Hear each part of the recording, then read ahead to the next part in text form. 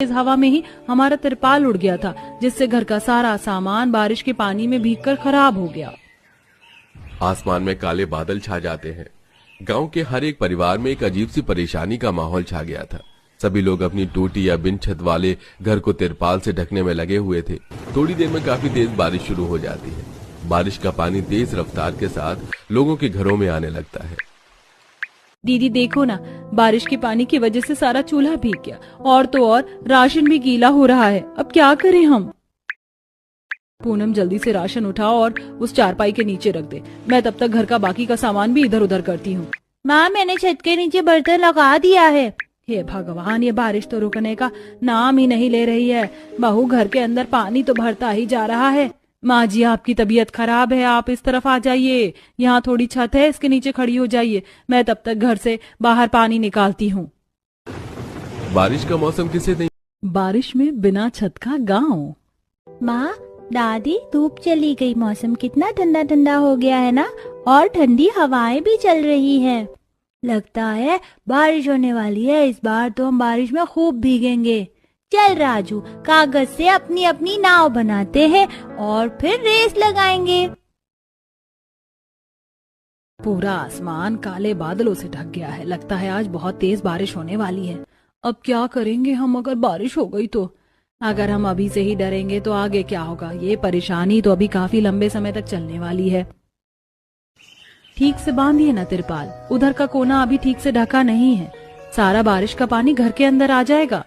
मैं तो तिरपाल बड़ा ही लाया था, ये छोटा कैसे पड़ गया? अगर इस तरह ज्यादा खींच लूंगा तो दूसरी तरफ से निकल जाएगा। एक काम करो, तुम कोई पन्नी ले आओ, मैं वो यहाँ बांध देता हूँ। इस बार तिरपाल आप मजबूत लाए हैं ना? पिछली बार याद है? सहारा लेकर उठने की कोशिश कीजिए। सेजल सोमवती को उठाती है और जैसे तैसे कर उसे घर लेकर जाकर उसके पैरों पर दवाई लगा देती है। इस भीषण गर्मी में रात में नदी में नहाना दोनों सास बहू को काफी ज्यादा भारी पड़ गया था, और ऐसे ही कुछ दिन और गुजर जाते हैं। ये आपके हाथ में पर्चा कैसा है? हमारे और आसपास के गांव में इलेक्शन हो रहा है। इस बार कोई नया मंत्री खड़ा है इलेक्शन में, उसी का पर्चा है। नया मंत्री हो या पुराना मंत्री, हमारा क्या ही फायदा? इतने सालों से इतने सारे मंत्री आए, लेकिन किसी ने भी हमारे गांव में घरों घरों तक पानी नहीं पहुंचाया। सालों से लोग इस नदी के पानी का इस्तेमाल कर रहे हैं। देखते हैं, क्या पता इस बार का मंत्री अच्छा निकले और हम गरीबों पर थोड़ी रहम करे। बढ़ते दिनों के साथ साथ गर्मी अपनी चरम सीमा पर पहुंच चुकी थी। हर थोड़ी थोड़ी देर में पूरे परिवार को गर्मी से राहत पाने के लिए नदी में जाकर नहाना पड़ता था, जिससे उन्हें राहत तो मिलती लेकिन काफी परेशानियां भी होती।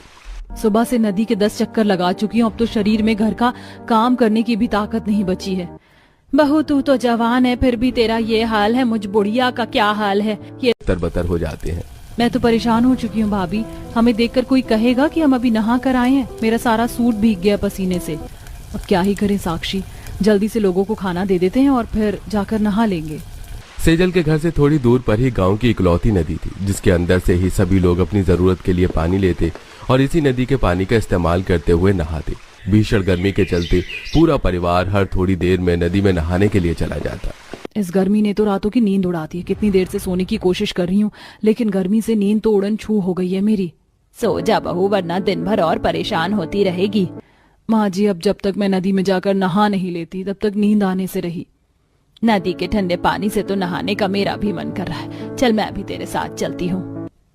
सास बहू रात के अंधेरे में लालटेन लिए नदी किनारे नहाने के लिए जाती हैं। सोमवती जैसे ही नदी में उतरने लगती है कि तभी अचानक गीली मिट्टी पर पैर रखते ही सोमवती फिसल जाती है। मेरा पैर, लगता है हड्डी टूट गई है।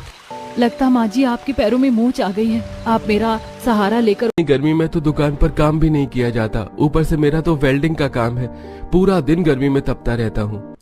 समझ सकता हूँ बेटा, मैं तो फैक्ट्री में काम करता हूँ, तब मेरी गर्मी से ये हालत है, तो तेरा हाल तो मुझसे भी ज्यादा बुरा होगा। वैसे घर में कोई दिख नहीं रहा, कहाँ गए सब लोग?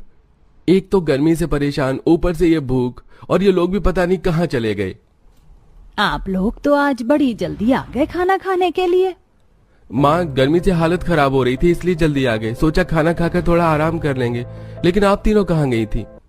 हमें देखकर लग नहीं रहा आप लोगों को कि हम कहाँ गए थे।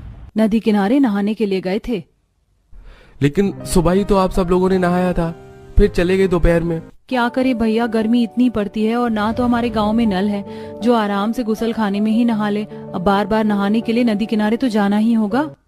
गर्मी से गांव में एक एक का जीना दुश्वार कर दिया है, न जाने कब खत्म होगी ये गर्मी। सेजल अपनी नंद के साथ चूल्हे पर खाना बनाने लगती है। दोनों नंद भाभी को नहाए हुए मुश्किल से आधा घंटा ही हुआ था कि तभी गर्मी में दोनों पसीने से। तो मैं ही जानती हूँ, काश नदी हमारे घर के बिल्कुल पास होती तो कितना अच्छा होता ना। एक कदम में नदी और एक कदम में घर। फिर तो मैं नदी में बैठे बैठे ही सारे काम कर लेती। आराम से गर्मी से भी राहत मिलती और घर के काम भी नहीं रुकते। सभी लोग बात कर ही रहे होते हैं कि तभी अनुराग घर आता है। आज आप बड़ी जल्दी आ गए काम से। वो 2 दिन के लिए शहर जाना है, वहाँ पर वेल्डिंग का काम मिल गया है, तो 2 दिन शहर में ही रहूंगा। तो तुम मेरे सामान पैक कर दो। अकेला जाकर क्या करेगा, एक काम कर, बहू को भी ले जा। काफी वक्त हो गया तुम दोनों को कहीं साथ में बाहर गए हुए। ठीक है माँ। सेजल तुम अपनी भी 2 दिन के हिसाब से कपड़े रख लो। अगले दिन ही अनुराग सेजल सुबह सुबह शहर जाने वाली बस पकड़कर शहर पहुंच जाते हैं। अनुराग एक बड़े से आलीशान घर में वेल्डिंग का काम कर रहा होता है, तो वहीं सेजल देखती है कि शहर में हर किसी के घर में बड़े बड़े स्विमिंग पूल बने हुए हैं। ये देख। ये क्या जी, शहर में तो हर किसी के आंगन में इतनी बड़ी बड़ी नदियां हैं। इसे नदी नहीं स्विमिंग पूल कहते हैं। ये हमारे गांव की नदियों की तरह ही होती है। लोग इसे अपने घरों में बनवाते हैं और पूरी गर्मियों के मौसम में इसमें नहाकर अपने घर में गर्मी को दूर भगाते हैं। फिर तो ये कितना अच्छा है। मैं सोच रही हूँ जब हम लोग वापस घर जाएंगे तो मैं भी कुछ ऐसा ही करूंगी। अनुराग सेजल की इस बात को हंसकर टाल देता है, लेकिन उसे क्या पता था कि सेजल ने अपने मन में क्या सोच रखा है। घर आते ही सेजल सारी बात अपनी सास और नंद को बताती है और वो सब घर के अंदर ही एक छोटी सी जगह पर खुदाई करना शुरू कर देते हैं। अरे ये तुम लोग घर के अंदर गड्ढा क्यों खोद रही हो? अरे पिताजी, हम घर के अंदर नदी बना रहे हैं, आप बस देखते जाइए। हाँ बाबा, अब हम लोगों को बार बार नहाने के लिए परेशान होकर दूर नदी में जाने की कोई जरूरत नहीं है। अब तो हमारे घर के अंदर ही नदी होगी।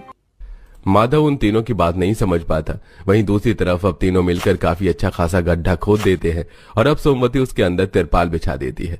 तो वहीं साक्षी और सेजल नदी किनारे से पानी की बाल्टी भर भर कर अपने घर के अंदर बनाई नदी को भरने लगती हैं और आखिरकार कुछ देर की मेहनत के बाद वो लोग अपने घर के अंदर ही नदी बना लेते हैं। अब हम इस नदी के अंदर बैठकर आराम से काम कर सकते हैं, इसलिए मैंने इसमें घुटनों से भी कम पानी भरा है जिससे हमें कोई दिक्कत ना हो। लेकिन हम इसमें बैठकर काम कैसे करेंगे? कहीं हमारा सामान